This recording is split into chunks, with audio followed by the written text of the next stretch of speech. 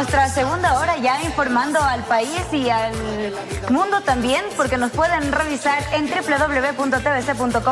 ¿Cómo está, Robert? Bien, mi querida Meche, comenzando también la mañana, ya muchos están en el corre-corre de esta hora. Hay tráfico en la ciudad, así que salgan con el tiempo necesario. Si va a hacer deporte, hágalo, que el día sea lleno de bendiciones. Por supuesto que va a hacerlo, porque además del cielo en Quito ya no está nublado, está despejado, está bonito, Rico. Va a salir el sol.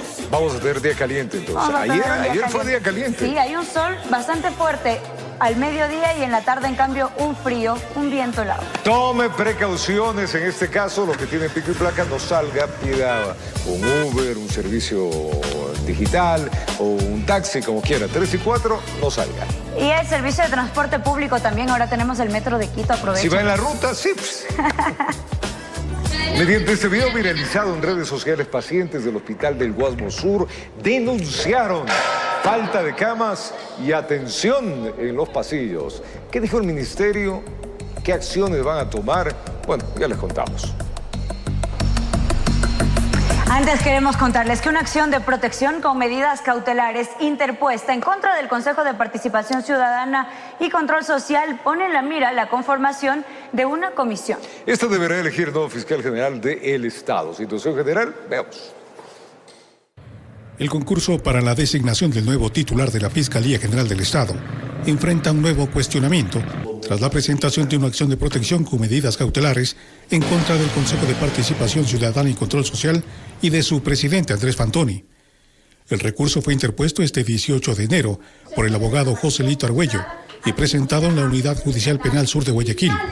Posteriormente el caso fue sorteado a la Unidad Judicial de Violencia contra la Mujer de Guayaquil, donde quedó a cargo de la jueza Ofelia Crespo. En su demanda, Argüello sostiene que la conformación de la Comisión Ciudadana de Selección presentaría irregularidades que habrían vulnerado garantías y derechos constitucionales. Denuncian posibles actos de corrupción en la designación de los comisionados y se cuestiona que el grupo no está integrado por expertos con probidad y trayectoria jurídica requeridas. La acción judicial se produce luego de que se conformara mediante sorteo la Comisión Ciudadana de Selección de Fiscal General. Este cuerpo está integrado por 10 miembros, 8 abogados, una psicóloga industrial y un comunicador social, responsables de ejecutar el proceso de méritos, oposición e impugnación del que saldrá la nueva autoridad del Ministerio Público. 5 de los integrantes de la comisión provienen de la ciudadanía y los otros 5 corresponden a delegados de las funciones del Estado, ejecutiva, legislativa, electoral, judicial y de transparencia y control social. Tras la conformación de la Comisión Cívica de Seguimiento al Concurso también alertó sobre presuntas anomalías. Según este organismo, de los 30 postulantes ciudadanos sometidos al sorteo, 14 no debieron superar la fase de admisibilidad por un supuesto incumplimiento de requisitos. Pese a estos cuestionamientos, la Comisión Ciudadana de Selección deberá cumplir con las diferentes fases del proceso, etapas tras las cuales se definirá al próximo fiscal, en un proceso que ahora queda bajo análisis judicial. Informó Miguel Ángel Bedoya. El expresidente de Ecuador, Yamil Maguad, anunció que acudirá a la justicia internacional para revertir la sentencia por peculado que pesa en su contra. Maguad cuestionó a la Corte Constitucional por desestimar la acción extraordinaria de protección planteada en su defensa. Miremos. 27 años después de haber decretado el feriado bancario en Ecuador, el expresidente Yamil Maguad continúa luchando por volver al país y anular la sentencia por peculado que pesa en su contra. El fallo judicializó el decreto expedido por Maguad el 11 de marzo de 1999, con el que dispuso el congelamiento de los depósitos bancarios de millones de ecuatorianos, quienes perdieron sus ahorros y sufrieron el bloqueo de sus cuentas por más de un año. Para revertir esta sentencia, Maguad anunció que acudirá a la justicia internacional e impugnará la decisión de la Corte Constitucional, que el pasado mes de diciembre desestimó la acción extraordinaria de protección impulsada por su defensa, con la que buscaba su absolución. Hay 2 o 3 opciones entre las cuales debemos escoger a qué organismo concurrir. El plazo corre desde la última decisión, es aproximadamente de 6 meses, entonces no hay ningún apuro. La acción extraordinaria de protección era la última instancia legal de Maguad para regresar a Ecuador. Sin embargo, ante la negativa de la Corte, el expresidente cuestionó a los magistrados y aseguró que mantienen conflictos de interés que invalidarían su sentencia. El presidente de la Corte Nacional se llama Joel Escudero. Él se graduó con una tesis en la cual sostiene que la dolarización decretó la pobreza del pueblo ecuatoriano. Y en el libro le agradece al juez ponente de mi caso, Richard Ortiz. Ellos, por ética, por moral, debieron excusarse de conocer el caso. La decisión de Magua de acudir a la justicia internacional fue respaldada por 30 exmandatarios de la región, quienes pertenecen al Grupo Libertad y Democracia y al Grupo IDEA. Todos ellos abogan por la inocencia del expresidente de Ecuador. Yamil Maguad, en un momento de crisis económica y financiera profunda, dolarizó el Ecuador y eso hasta ahora perdura. Y en campaña ustedes saben perfectamente que aquel que osa cuestionar esa medida o titubea paga un costo electoral. Magua también defendió la decisión de decretar el feriado bancario y aseguró ser víctima de persecución política. Es una decisión de un organismo politizado, cuya mayoría está controlada por elementos de izquierda. Más allá de las acciones internacionales que pueda emprender Magua, en Ecuador existe una sentencia ejecutoriada por peculado en su contra, misma que lo condena a 8 años de prisión. Por esta causa, el expresidente se encuentra prófugo y radicado en Estados Unidos, informó Álvaro Terán. Armados, vestidos de policías y fingiendo un allanamiento, más de 10 sujetos ingresaron a robar en un condominio que está ubicado en la ciudadela Álamos, esto en el norte de Guayaquil.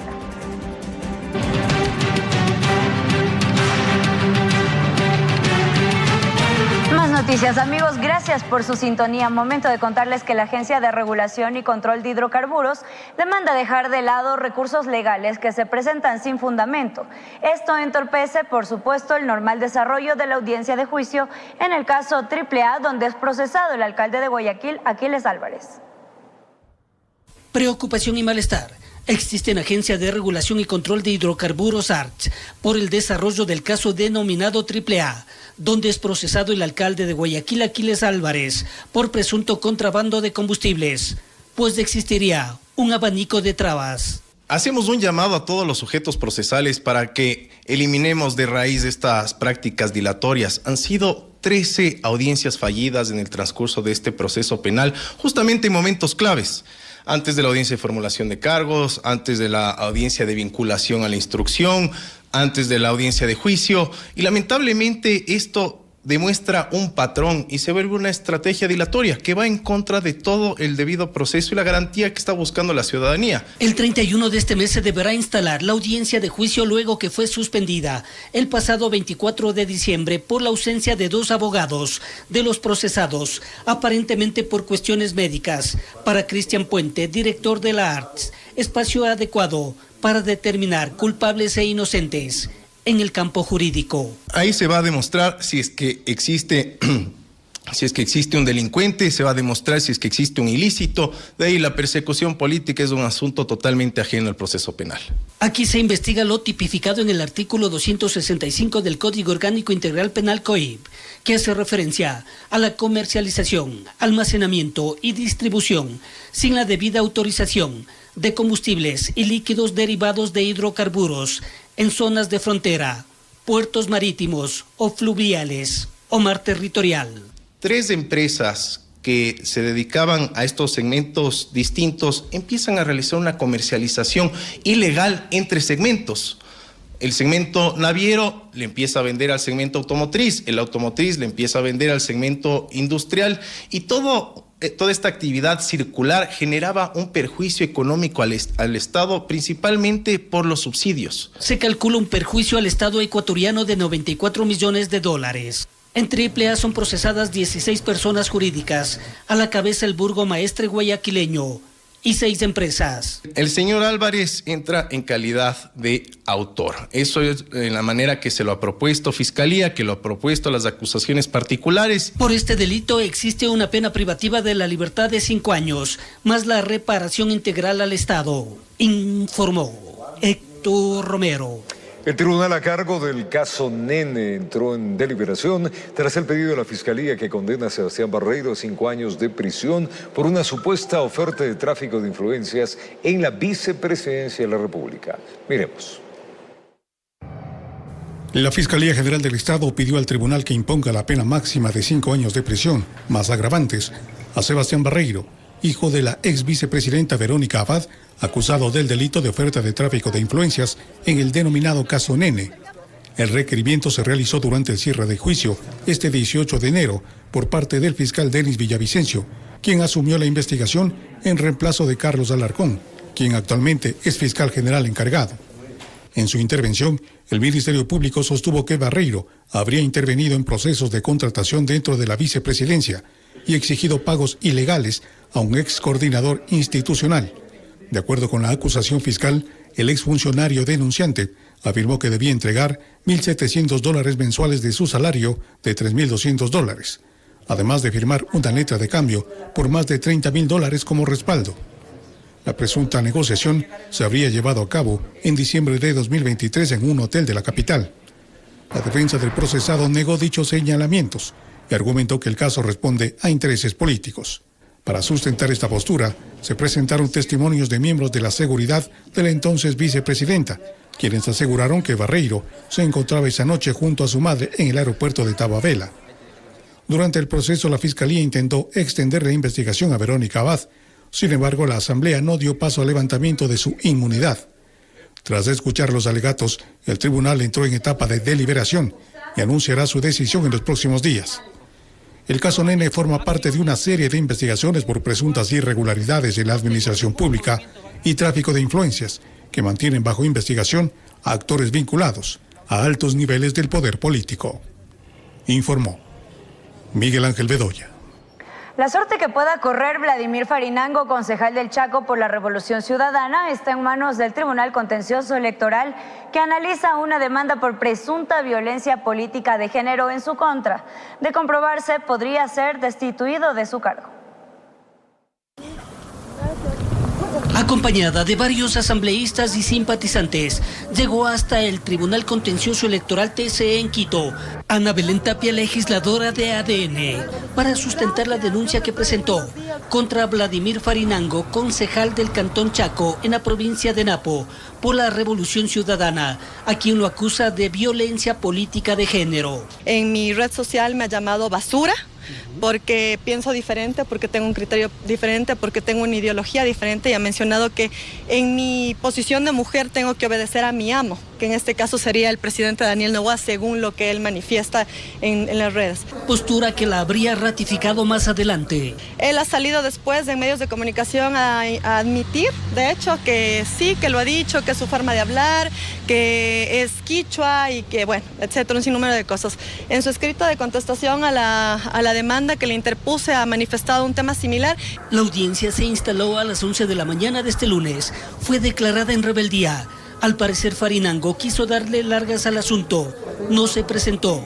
En su reemplazo estuvo un defensor público. Han ingresado un certificado médico de su defensor, que es un certificado médico expendido al parecer por Pichincha Humana, una institución adscrita a la prefectura de Pichincha, en donde indica que tiene rinofaringitis y que por eso no puede asistir a la audiencia, pero ahorita nos acaba de notificar el Tribunal Contencioso Electoral que una vez que ha verificado la firma electrónica que se supone que está en el documento no es válida, así que la audiencia se da.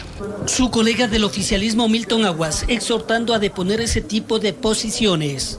Haciendo una conciencia propia, todos los que participamos en la política y sobre todo nosotros que somos varones, contra las mujeres o con las mujeres podemos tener diferencias y eso es sano incluso para la democracia.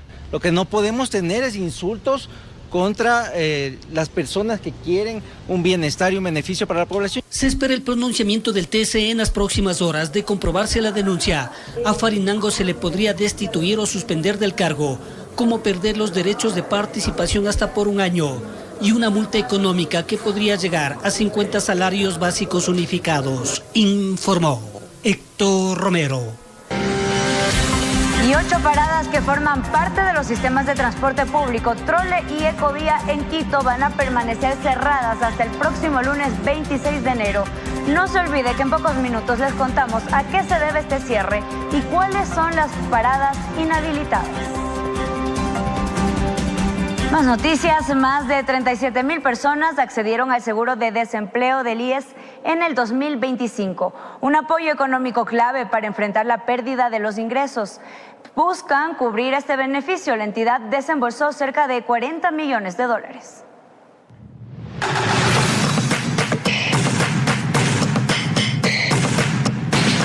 El seguro de desempleo del Instituto Ecuatoriano de Seguridad Social se consolidó en 2025 como un respaldo para miles de trabajadores que perdieron su empleo por causas ajenas a su voluntad.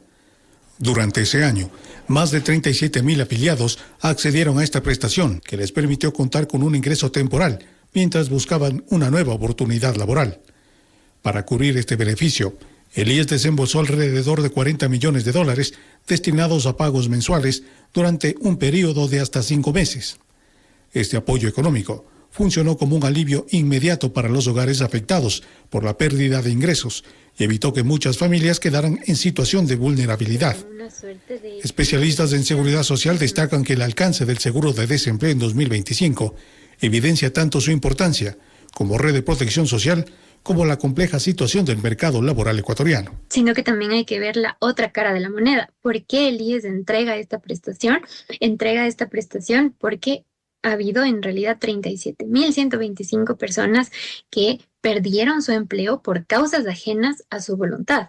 Si bien la prestación ofrece un respaldo temporal, la especialista destaca que este beneficio debe complementarse con políticas activas de empleo que impulsen la reinserción laboral y fortalezcan la sostenibilidad del sistema de seguridad social. La realidad del mercado laboral en nuestro país es un tema muy preocupante que amerita de varias medidas, tanto a través de las gestiones que pueden realizar las distintas carteras de Estado, pero también tomando en cuenta la necesidad de que en nuestro país es importante que haya seguridad jurídica. El seguro de desempleo está dirigido a trabajadores bajo relación de dependencia que cumplan con los requisitos establecidos en la ley, entre ellos un mínimo de 24 aportaciones al IES y al menos 6 consecutivas antes de quedar desempleados.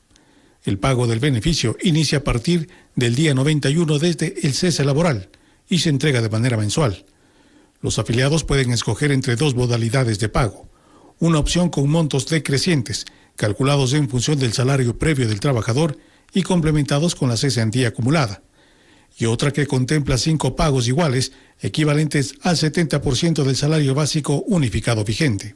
El trámite para acceder al seguro es completamente digital y se realiza a través del portal web del IES, lo que ha facilitado el acceso a este beneficio en todo el país. Informó Miguel Ángel Bedoya. En 20 segundos un vehículo fue robado con el uso de un control universal.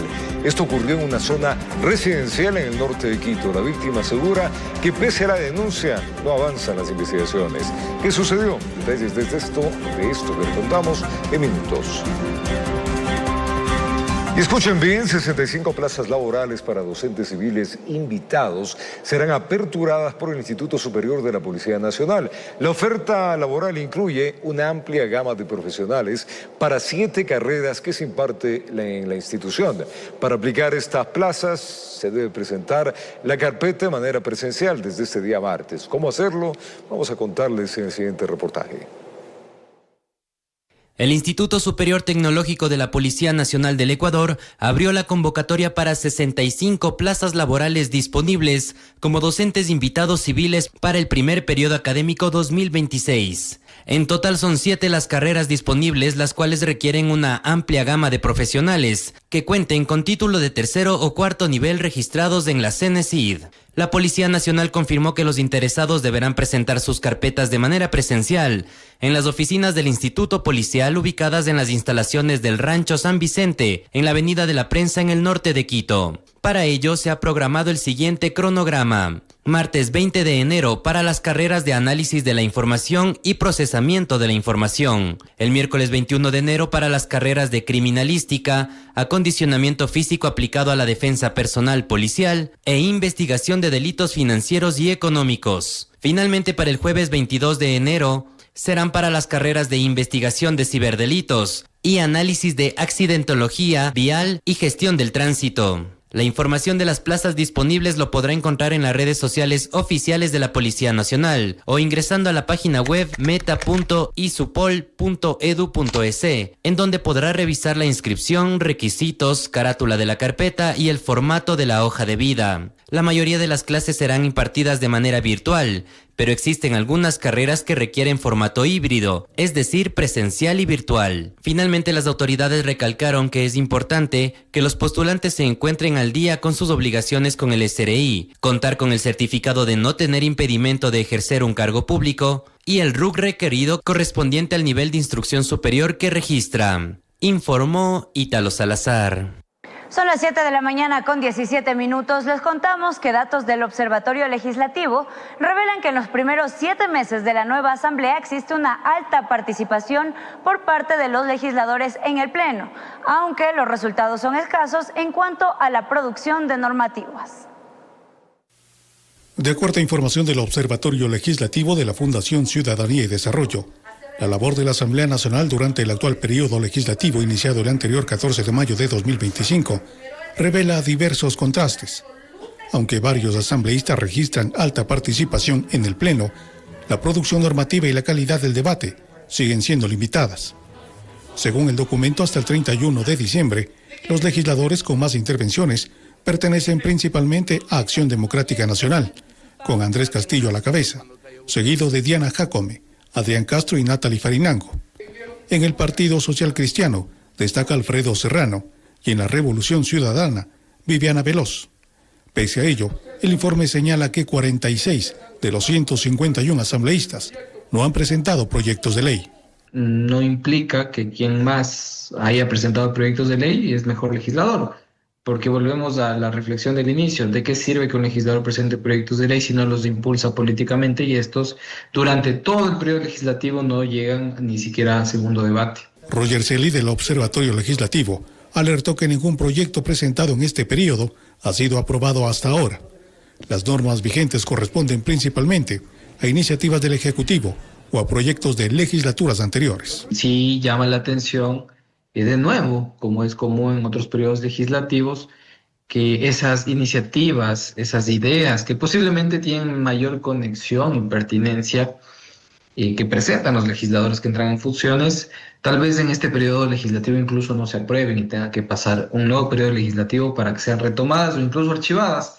El observatorio además cuestiona errores en el procedimiento parlamentario, el uso recurrente de leyes urgentes y la baja calidad del debate, marcado más por confrontaciones políticas que por argumentos técnicos. Y ha sido público y notorio que no ha sido de calidad. Es un debate que ha tenido argumentos en contra de las personas o de los partidos, pero no se ha escuchado argumentos de carácter ideológico, con una visión de Estado o al menos una visión temática en los aspectos que se hayan debatido. El informe concluye que pese a intentos por mejorar su imagen, la Asamblea Nacional enfrenta problemas de atomización interna, lo que afecta en el trabajo legislativo. Informó Miguel Ángel Bedoya.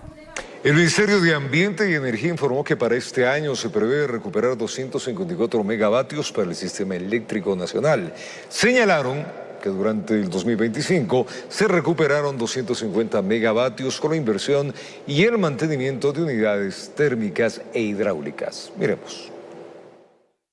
Las lluvias registradas en el austro del país han permitido recuperar las condiciones del embalse de Mazar, principal fuente de energía eléctrica.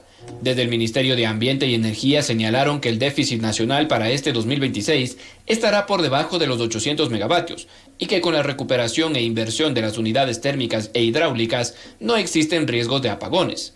Señalaron que en el 2025 se logró la recuperación de 250.1 megavatios con una inversión de $90.3 millones de SELEC y que adicionalmente se incorporaron 596 megavatios más al sistema eléctrico nacional. Para este 2026 la cartera de Estado prevé recuperar 254 megavatios adicionales, de los cuales incluso ya están en funcionamiento 90.5 megavatios.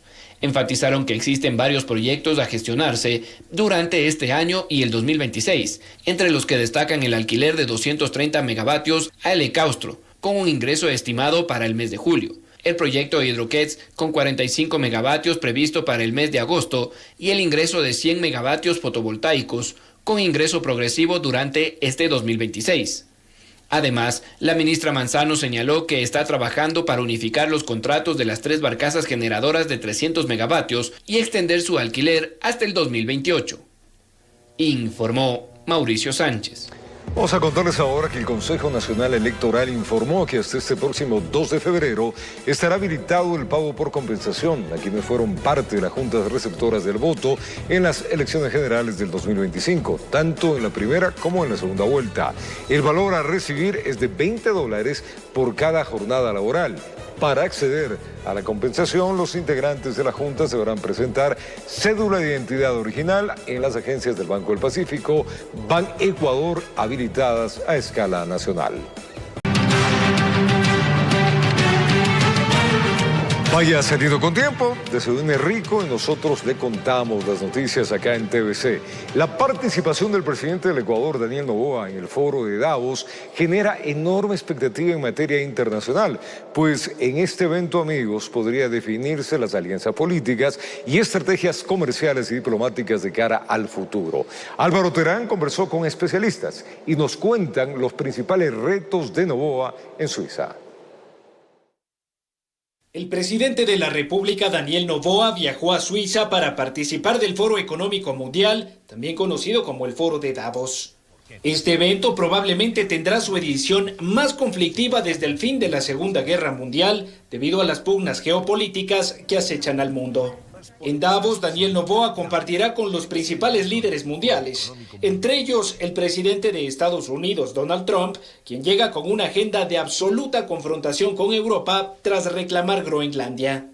En este contexto, especialistas creen que la posición de Ecuador con respecto a las ambiciones de Trump será determinante para definir sus relaciones internacionales de cara al futuro. Si es que los norteamericanos, los europeos se están peleando, creo que es muy importante que las economías emergentes, que terceros lugares puedan ser vistos como propicios para atracción de capitales y de inversión. Ser pragmáticos, aprovechar ese tipo de relaciones y tratar de conseguir buenos resultados, por ejemplo, en materia de lucha en contra del crimen organizado transnacional. Expertos aseguran que Noboa debe priorizar las reuniones con la presidenta del Fondo Monetario Internacional y los delegados del Banco Mundial a fin de renegociar la deuda ecuatoriana. Poco a poco se van saneando las deudas y saneando las deudas hay posibilidades de nuevo endeudamiento, de tener mayor penetración y capacidad de presencia en los mercados internacionales. El riesgo país cayó lo suficiente como para poder volver a presentarse como un país que pueda emitir bonos en el mercado y que estos puedan ser negociados como tal. Entonces, sin duda alguna,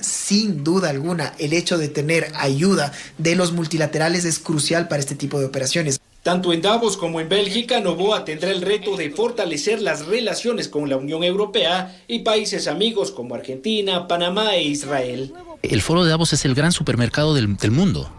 La idea es que Noboa llegue, digamos, con el carrito lleno de inversiones o de compras, vamos a decir.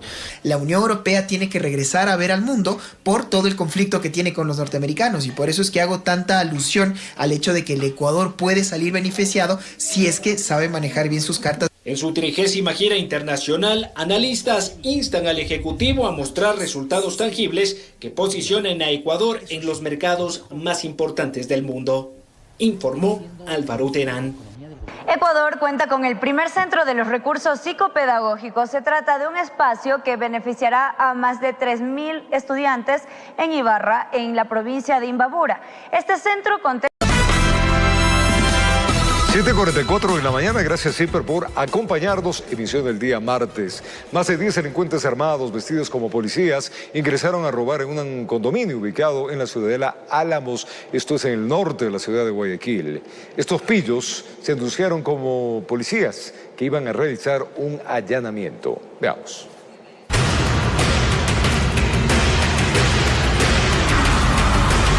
Las alarmas sonaron a las 2:30 de este lunes 19 de enero, cuando alrededor de 10 hombres que vestían con prendas similares a las de la policía judicial se anunciaron como servidores policiales y que iban a realizar allanamientos. Los sujetos amenazaron al guardia apuntándolo con un arma de fuego en una parte de su cuerpo para que abra la reja. Una vez abierta, los delincuentes se bajaron de los vehículos e ingresaron por el garaje del edificio departamental de esta zona residencial ubicada en Álamos Norte, en Guayaquil. Habían entrado como 11 personas con una vestidura similar de policía. Creo que iban a hacer un allanamiento, no sé. Y él se acercó acá y le apuntaron con el arma. Según información policial, los individuos robaron celulares a varios inquilinos, los mismos que pasaron momentos de pánico. Aunque las autoridades continúan recabando información, algunas versiones apuntan que los sujetos ya conocían el movimiento del edificio, ya que ellos ingresaron por la puerta trasera, puesto que la delantera, ubicada en la siguiente cuadra, tiene varias cámaras de seguridad. Es que eso hay que ver, pues si ellos no habrán estado algún día viviendo ahí, ya se dieron cuenta cómo es el movimiento. A los señores que vivían en el departamento, dice que se le llevaron los celulares. Así. Afortunadamente no se registraron víctimas mortales. Sin embargo, el encargado de cuidar el establecimiento fue golpeado por los delincuentes. Solo el señor que está encargado ahí, si le habían puesto por aquí, tiene partido así. Por ahora se espera que las autoridades encargadas de la Policía Nacional realicen el estudio de cámaras necesarios para dar con el paradero de estos delincuentes e investigar si se trató de un robo o buscaban a una persona que residía en el edificio, informó Amy Moreno. Y en otro caso, en Manabí, las autoridades ejecutaron un operativo que terminó en el retiro de las cámaras de videovigilancias instaladas supuestamente de una manera irregular. Algunas de ellas se encontraban en zonas conflictivas, por ello ingresaron con la Policía Nacional y los militares. Tenían las ubicaciones mediante georreferencia y solo llegaron a ejecutar el operativo con las Fuerzas Armadas y Policía Nacional. Eran al menos 60 dispositivos identificados en Manta y Puerto Viejo y solo retiraron hasta las 13 horas de este lunes 34 cámaras de videovigilancia. Estas corresponden a 25 cámaras en Manta y 9 cámaras en Puerto Viejo. En Manta, en la zona de Villas de la Pradera, Altagracia y Costa Azul, y en Puerto Viejo, en San Pablo y El Florón. Colocaron sellos en cada uno de los postes o lugares donde estaban instaladas.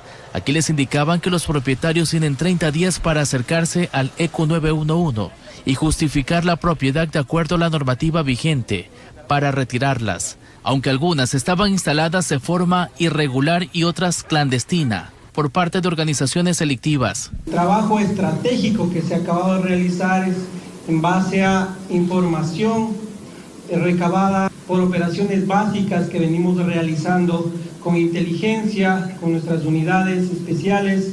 Bajo operaciones militares que nosotros hemos desarrollado en días anteriores, hemos entregado esta información al ECU 911 con coordenadas de las cámaras de videovigilancia que están en la ciudad. Estos operativos ya los han realizado en Machala, Babahoyo, Santo Domingo de los Sáchilas, Riobamba, Quito y hasta en Guayaquil, donde han retirado los ojos de las bandas narcodelictivas en muchos casos. Ellos tenían monitoreado y cercado ciertas zonas, ciertos barrios, en donde podían entre ellos conversar y coordinar en qué momento ingresaba un operativo, en qué momento ingresaba una patrulla o una ronda, como le digo, de policía o Fuerzas Armadas. Así el bloque de seguridad se unió a la gobernación de Manabí y al ECU 911 para ejecutar estas acciones como parte de la ofensiva total que emprende el gobierno nacional, informó Charlie Pisa.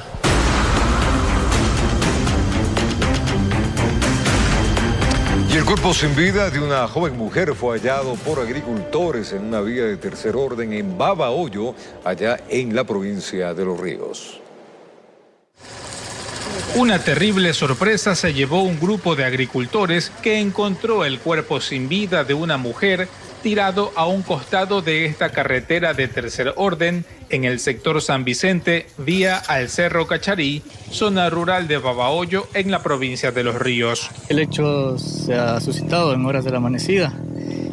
Moradores del sector visualizan el cadáver y nos dan alerta al ECU 911. Una vez que llegó la Policía Nacional, pudieron evidenciar que se trataba de una joven que presentaba al menos 9 impactos de proyectil y por los indicios balísticos hallados junto al cuerpo, se presume que se trató de una ejecución. Ya que se encontró un escenario violento en el sector. Se encuentran sus indicios balísticos y las unidades especializadas van a tomar el respectivo procedimiento y las investigaciones pertinentes. La mujer fue identificada como Nayeli Arias Hurtado, de 24 años, oriunda de la ciudadela Puerta Negra de Babahoyo. Deja 2 menores en la orfandad y su cuerpo fue trasladado a la morgue de la localidad para los procesos legales correspondientes, informó Martín Soto. Les contamos que una joven madre oriunda de Milagro fue degollada en Perú. Su cuerpo fue hallado dentro de un colchón en un barrio en Lima. Las autoridades ya investigan si fue víctima de una red de trata de personas. Dentro de un colchón que fue abandonado en una zona de Lima, en Perú, el pasado jueves, la policía encontró el cuerpo degollado de una mujer. Varios hombres quedaron grabados cuando bajaban el colchón de esta mototaxi. El video ahora es pieza clave para dar con los asesinos. 2 días después del hallazgo, la víctima fue identificada como Jennifer Mendoza Segura, una milagreña de 25 años que el 11 de enero viajó a Perú tras supuestamente conseguir un trabajo. Fue su pareja y el padre de sus 4 hijos quien la reconoció luego de ver su tatuaje en las imágenes de un noticiero peruano. Cuando veo las noticias que sale en un colchón, en un colchón con un tresimoto, por el tatuaje le sacó pinta a ella. Tiene mi nombre, tiene ella pues. En Milagro, la madre de Jennifer, con cierta dificultad para comunicarse, dice aún no comprender qué pasó. Ella se fue a trabajar. Sí, te va a trabajar, pero no entiendo y no entiendo. No comprendo. ¿Cuándo se fue de acá? El 8 de enero. No. Hoy. Ah, hace 8 días. Sí. Ok, hace una semana. Sí, una semana. Una semana. Le mató y le mató. ¿Con quién se fue ella? ¿Acompañada o sola? Sí, sola. Sí. No sola, no. Acompañada. Sola. Sí, acompañada. ¿Con alguien de aquí de Milagro? Sí. Fue. Mientras tanto, el hermano de la víctima cree que ella fue engañada para viajar y comenta que debía encontrarse con un hombre en la terminal de buses de Milagro. La última vez que yo la vi en la casa de mi hermana, tranquilamente. Yo que se iba a ir, pero no sabía cuándo que se iba a ir para allá. ¿Se iba a ir a trabajar? Sí, pero fue engañadamente ella. ¿Alguien la llevó? Ah, fue engañadamente, como le explico, creo que fueron las amigas o fue por chat. Por el chat, puede ser. Ella conoció a ese chico por el chat nomás. Las autoridades del vecino país lograron capturar al conductor de la tricimoto, que aseguró que desconocía que había un cuerpo dentro del colchón y aseguró que le ofrecieron 30 soles para encargarse de llevarlo al botadero. Vasculares. Con el mismo ido. Con el mismo. Por mí pesaba el colchón. Lo sé llevar el cargón. Me dijeron para llevar la basura, o sea, un colchón viejo. ¿Quién? El Alex. Este sujeto ha dado algunos nombres a la policía peruana, cuyos investigadores están indagando este caso que apuntaría a una red de trata de personas, informó Carolina Pimentel.